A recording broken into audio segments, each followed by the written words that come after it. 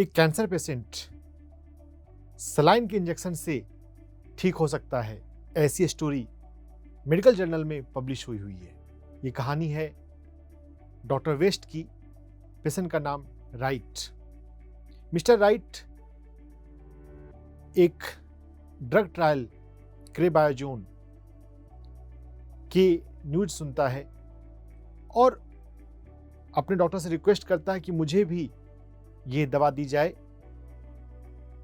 Doctor waste जानते हैं कि मिस्टर राइट की फिजिकल कंडीशन उतनी फिट नहीं है कि एक एक्सपेरिमेंटल ड्रग को उनके ऊपर ट्राई किया जाए, लेकिन जब पेशेंट जिद करता है तो उसे इंजेक्शन लगाया जाता है। फ्राइडे को इंजेक्शन लगाया गया और मंडे को जब डॉक्टर राउंड पे आए तो देख रहे हैं मिस्टर राइट की जो गांठें हैं वो ऐसे पिघल गई जैसे गर्मी में बर्फ पिघलता है। उसकी आधे से ज़्यादा गांठें गायब हो गई थी। डॉक्टर हैरान थे कि क्रेबायोजोन इतना फास्ट काम करता है। एक हफ्ते में उसकी छुट्टी हो गई और हर जगह पे मिस्टर राइट बोल रहे हैं क्रेबायोजोन एक बहुत अच्छी दवाई है, मेरे डॉक्टर बहुत अच्छे हैं, उन्होंने मुझे क्रेबायोजोन दिया और मैं हील हो गया। 2 महीने बाद न्यूज आती है कि क्रेबायोजोन की एफिकेसी बहुत अच्छी नहीं है। जैसे ही उसने अखबार पढ़ा उसके बॉडी में फिर से वो कैंसर की गांठें आ गई। मिस्टर ब्राइट अपने डॉक्टर के पास आते हैं कि डॉक्टर साहब वो गांठें फिर से आ गई। और वो न्यूज पढ़ने के बाद आया था तो डॉक्टर वेस्ट को समझ में आया कि हो ना हो ये इसके अपने माइंड से जब ये सोच रहा है तो इसको ये वापस से कैंसर की गांठें आ गई हैं। अब डॉक्टर वेस्ट उसके साथ एक साइकोलॉजिकल एक्सपेरिमेंट करते हैं। उसे बोलते हैं कि हाँ ये बात ठीक है कि न्यूज में ऐसा आया है कि दवाई काम नहीं करी, इसके बहुत अच्छे रिजल्ट नहीं रहे, लेकिन इसी का एक बहुत प्योर वर्जन मेरे पास है और उसका इंजेक्शन मैं तुम्हें दूंगा, उससे तुम ठीक हो जाओगे। जो कि यह बात बिल्कुल पूरी तरह से झूठ थी। डॉक्टर वेस्ट ने मिस्टर राइट को प्लेन सलाइन का इंजेक्शन दिया और उसके कुछ मिनटों के बाद फिर से उसकी गांठें सिकुड़ने लग गई, छोटी होने लग गई। पेशेंट खुश हो गया कि डॉक्टर साहब कितने अच्छे हैं, बिल्कुल एकदम प्योर वेरिएंट जो है वो मुझ पर लगाया है। और डॉक्टर वेस्ट को तो पता था कि ये तो प्लेन सलाइन है। तो वो पेशेंट ठीक होकर घर आ गया। लेकिन कुछ दिनों के बाद फिर से एक न्यूज छपती है कि क्रेबायोजोन टोटल फेल्योर है। इस बार जब मिस्टर राइट ने वो न्यूज पढ़ी तो उसके बाद उनके हाथ पांव फूल गए और कुछ घंटों में ही वो फिर नहीं रहे। Power of mind, power of subconscious mind का इतना ज्यादा प्रभाव हमारे शरीर पर होता है। हमें अपने माइंड की पावर को समझने की और उसको टैप करने की जरूरत है। नमस्कार, मैं हूं डॉक्टर रंजन और आपको हेल्थ परिवर्तन की सीरीज में हम कैसे अपने लाइफ में मेडिकल मिरेकल मैनिफेस्ट कर सकते हैं उसके साइंस को आपके साथ शेयर कर रहा हूं। इससे पहले के एपिसोड में हमने देखा हमारा शरीर एक मशीन नहीं है। जो मेडिकल डायग्नोसिस होती है उसे ब्लाइंडली मत माने। और आज के एपिसोड में हम पावर ऑफ सबकॉन्शियस माइंड के बारे में समझेंगे। हमारा सबकॉन्शियस माइंड हमारे कॉन्शियस माइंड से हजारों गुना ज्यादा शक्तिशाली होता है। भले हम अपना डिसीजन, अपनी प्लानिंग कॉन्शियस माइंड में करते हैं, लेकिन इस कॉन्शियस माइंड को चलाने वाला तो है सबकॉन्शियस माइंड।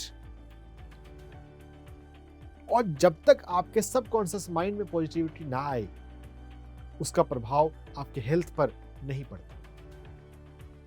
हील बुक के इस चैप्टर में पावर ऑफ सबकॉन्शियस माइंड में जो डिस्पेंजा की स्टोरी, केली टर्नर ने क्या ऑब्जर्व किया नेचुरल कैंसर सर्वाइवर के जीवन में, लुई हे जिसने अपना कैंसर अपने माइंड को पॉजिटिव करके अफर्मेशन की प्रैक्टिस करके हील किया, उस स्टोरी को हम समझेंगे। हम अपने जीवन में सबकॉन्शियस माइंड की पावर को कैसे यूज कर सकते हैं। पत्री जी कहते हैं, हम जो शब्द प्रयोग करते हैं, जो हम बोलते हैं, उससे हमारे माइंड का पता चलता है। माइंड में हम कितना पॉजिटिव सोच रहे हैं या कितना नेगेटिव सोच रहे हैं, ये बाहर से तो नहीं देख सकते, किसी भी CT scan, PET scan, MRI से नहीं पकड़ सकते। चूंकि मशीन से नहीं पकड़ सकते, इसलिए तो मेडिकल में इसको यूज नहीं किया जाता। लेकिन हम अपने भीतर चिंतन करके, कॉन्टेम्पलेट करके अपने भीतर में जान सकते हैं। और कोई व्यक्ति किस प्रकार के शब्दों को बोल रहा है, उससे पकड़ में आ सकती है। तो सुबह से शाम तक आप क्या कितना पॉजिटिव और कितना नेगेटिव बोलते हैं, इसकी लिस्ट बनाइए, जर्नल मेंटेन कीजिए। अगर आपके मुंह से नकारात्मक शब्द निकल जाते हैं, तो यह जानना है कि आपके सबकॉन्शियस में निगेटिविटी अभी है। अपने माइंड को पॉजिटिव बनाने के लिए अफर्मेशन की प्रैक्टिस की जाती है। लुई हे के माध्यम से शायद आपने सुना हो। पॉजिटिव सेंटेंस को हम बार बार बोलते हैं, अफर्मेशन, तो उससे हमारा कॉन्शियस माइंड पॉजिटिव होता है। लेकिन यह पॉजिटिविटी जब सबकॉन्शियस में जाएगी, तब उसका इफेक्ट हमारी बॉडी पर आएगा, हमारे हेल्थ पर आएगा। तो हम कैसे मेंटल रिहर्सल करें? डॉक्टर जो डिस्पेंजा, जिन्होंने अपने स्पाइन फ्रैक्चर को मेंटल रिहर्सल करके हील किया, वो बताते हैं कि जब वो बिस्तर पे लेटे लेटे, क्योंकि स्पाइन फ्रैक्चर था तो वो बैठ भी नहीं सकते थे, लेटे लेटे वो अपने स्पाइन को 3D में विजुलाइज कर रहे हैं। और विजुलाइज करते करते अगर उनका माइंड एक बार भी अगर डेविएट होता था, तो फिर से जीरो से शुरू करते थे। यह बात बहुत नोटिस करने वाली है। बहुत बार यह थकान भी दे सकती है, क्योंकि हमारा मन तो बहुत चंचल है। अगर हमारे जीवन में ध्यान ना हो, तो हमारे पास बहुत विचार आते हैं। अगर आपके भीतर नेगेटिव विचार आते हो या एक्सेस विचार आते हो, तो परेशान ना हो। अपने आप पर काम आप कर सकते हैं। सबसे पहले रेगुलर आप मेडिटेशन में बैठना शुरू करें। 24 घंटे में 2 बार आपको आंख बंद करके अपनी सांसों पर ध्यान लगाना चाहिए। अगर आपके ध्यान के दौरान रैंडम विचार आते हैं, आप उन्हें पेंसिल से लिखिए कि किस तरह के विचार आते हैं। जो विचार आ रहे हैं, क्या आप उनका सोर्स पता कर सकते हैं? किन लोगों से आपने क्या बातें करी, या किस तरह के आपने वीडियो देखे, या किस तरह का आपने भोजन किया? बहुत बार हमारा एनवायरनमेंट, हमारी कंपनी, हमारा वीडियो देखना, यूट्यूब पे वीडियो देखना, व्हाट्सएप पे वीडियो देखना, कितनी बार लोगों की बातें हमारे माइंड में अलग अलग निगेटिव विचार भर देते हैं। अगर आप उन्हें पकड़ लें, तो आपको उन पर काम करना है, उनको छोड़ना है। सकारात्मक मन पाने के लिए आपको अपने एनवायरनमेंट में भी बदलाव लाना पड़ेगा। हील बुक के इसी चैप्टर में डॉक्टर ब्रूस लिप्टन, जो एक सेल बायोलॉजिस्ट हुए, स्टेम सेल्स पे काम किया और मेडिकल कॉलेज में वो प्रोफेसर भी थे, उन्होंने एपिजेनेटिक्स पे स्टडी किया और ये पाया कि जिन बीमारियों को हेरिडेटरी बीमारियां कहा जा रहा है, जेनेटिकल बीमारियां कहा जा रहा है, उसमें भी इन्वायरमेंट ही अधिक रिस्पॉन्सिबल है जीन के एक्सप्रेशन के लिए, जिसको मेडिकल में कहते हैं फेनोटाइप। बिना जीन को बदले हम जीन के फेनोटाइप को बदल सकते हैं अगर हम इन्वायरमेंट को चेंज कर दें। हमारा इन्वायरमेंट इतना महत्वपूर्ण है। हमारी संगति सकारात्मक लोगों के बीच में रहे, सकारात्मक लोगों के साथ रहते हुए हम अपने सबकॉन्शियस माइंड को प्रोग्राम करने के लिए अपने थॉट्स, इमोशंस, फीलिंग्स को पॉजिटिव बनाने के लिए अफर्मेशंस, EFT प्रैक्टिस कर सकते हैं। डॉक्टर ब्रूस लिप्टन ने साइकी का भी रिकमेंड किया है, लेकिन यहां पे डॉक्टर जो डिस्पेंजा बोलते हैं कि अगर हम अपने जीरो स्टेट में पहुंच जाते हैं ध्यान के दौरान, जब हम सांसों पर ध्यान लगाते हैं और सांसों पर ध्यान लगाते हुए जब हम जीरो स्टेट में डेल्टा स्टेट में पहुंचते हैं, तो उस वॉइड में या अननोन रिलम में यह क्वांटम पॉसिबिलिटी है कि हम स्क्रैच से अपने माइंड को फिर से नया रूप दे सकते हैं। अफर्मेशंस अगर हम थिंकिंग माइंड में, कॉन्शियस माइंड में कर रहे हैं, तो उसका उतना प्रभाव नहीं होगा जब हम जीरो स्टेट में जाकर फिर जब ध्यान से बाहर आए और फिर अफर्मेशंस या EFT प्रैक्टिस करें। इसको हम एक एग्जांपल से और भी समझ सकते हैं कि अगर कहीं पर आपको बागबानी करनी हो तो आप फूलों के बीज डायरेक्ट जमीन में नहीं बो देते, पहले आप वहां से घास पतवार हटाते हैं। जब जमीन पूरी तरह से हर एक तरह के पौधों से फ्री हो, फिर आप वहां पर फूलों के बीज या फलों के बीज, जो भी बीज लगाना चाहें वो आप लगाएंगे, तब उनका प्रॉपर ग्रोथ होगा। जब हम अपने सबकॉन्शियस माइंड को पॉजिटिव बनाना चाहते हैं, अगर हम रैंडमली अपने थिंकिंग माइंड, कॉन्शियस माइंड में अफर्मेशंस बोलें, प्रैक्टिस करें, रैंडमली हम अपने कॉन्शियस माइंड में पॉजिटिव विचार डाल रहे हैं, तो उसका उतना प्रभाव नहीं होगा जितना हम ध्यान में जाकर, जीरो स्टेट में जाकर, जब ध्यान से जब हम बाहर आ रहे हैं, तब हम अफर्मेशंस या मेंटल रिहर्सल, विजुलाइजेशन का अभ्यास करें। अगर फिजिकल डैमेज है, अगर कभी हमारा कोई ऑर्गन, लीवर, किडनी या कोई बोन अगर डैमेज हुआ है, तो हम उसको विजुलाइज कर सकते हैं, उसके हेल्दी फॉर्म को। डॉक्टर जो डिस्पेंजा ने अपनी स्पाइन को हील करने के लिए हेल्दी स्पाइन को 3D में विजुलाइज किया।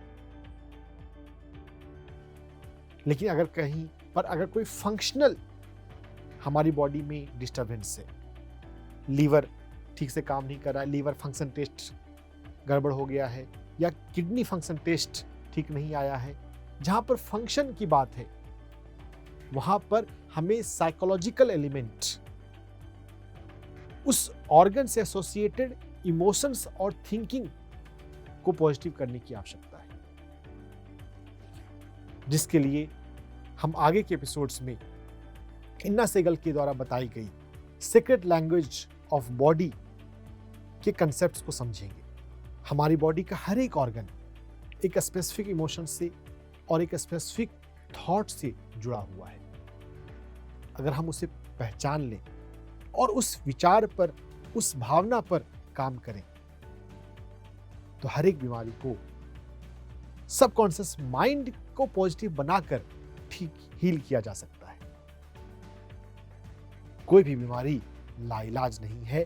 डॉक्टर बर्नी सीगल के स्टेटमेंट को याद रखते हुए सबकॉन्शियस माइंड की पावर को हम यूज करना सीखें। अगर आप ये सीख लेते हैं तो आप घर बैठे हर बीमारी को हील कर सकते हैं। लीवर से जुड़ा हुआ है इमोशन जजमेंट का, एंगर का। हार्ट से जुड़ा हुआ है इमोशन जॉय का। लंग से जुड़ा हुआ इमोशन हमारी पिछली यादों का। किडनी से जुड़ा हुआ इमोशन हमारी विल पावर का और हमारी फ्यूचर की प्लानिंग का। अगर हम फ्यूचर के प्रति घबराते हैं तो हमारी किडनी डैमेज होगी। अगर हम अननेसेसरी गुस्सा करते हैं तो हमारा लीवर खराब होगा। अगर हम अपने जीवन से खुश नहीं हैं, अगर हम लाइफ में उदास रहते हैं तो हमारा हार्ट प्रभावित होगा।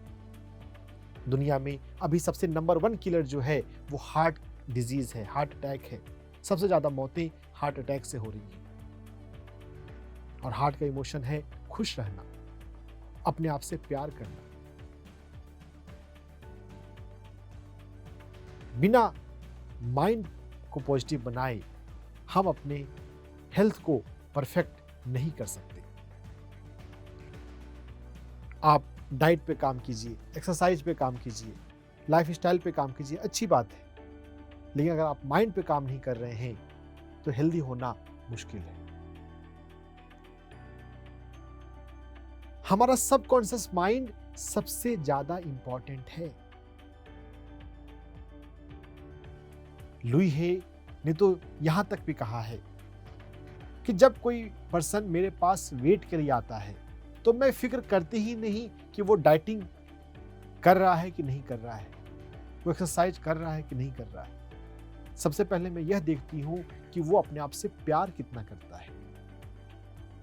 अगर कोई व्यक्ति अपने आप से प्यार करता है तभी वो अपने सबकॉन्शियस माइंड को पॉजिटिव बनाने के लिए पूरी मेहनत करेगा। नहीं तो आधे अधूरे मन से वो करेगा। जब तक कोई करवा रहा है, कोई फैमिली मेंबर, तब तक वो करेगा और बाद में जैसे ही वो अकेला होगा फिर से वो अपनी नेगेटिव थिंकिंग में उलझ जाएगा। और यही होता है। दुनिया में कोशिश बहुत लोग करते हैं, लेकिन अगर आपकी कोशिश सबकॉन्शियस माइंड तक नहीं पहुंच रही है तो हीलिंग कैसे होगी? हम बात करते हैं कॉन्शियस माइंड दिखता है, लेकिन इस कॉन्शियस माइंड को चलाने वाला है सबकॉन्शियस माइंड। इस सबकॉन्शियस माइंड को समझने के लिए एक और तरीका है सेल्फ टॉक।